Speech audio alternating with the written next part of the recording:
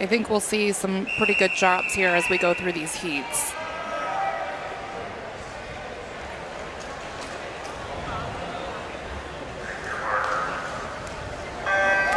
Heat 2, lane 2, Neil Oak.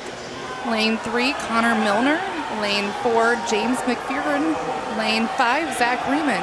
Lane 6, Nathan Butterer. Lane 7, Luca Will. Lane 8, Gage Frey. And lane 9, Jared Lindzick.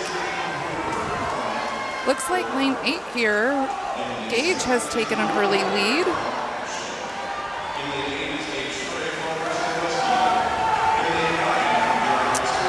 Yeah, you've got Gage, and then you've got Luca, and you've got Nathan, and then, I mean, it's a pretty even pack across right now.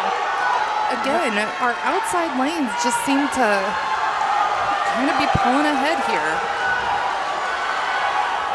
Wow, this is going to be a close finish.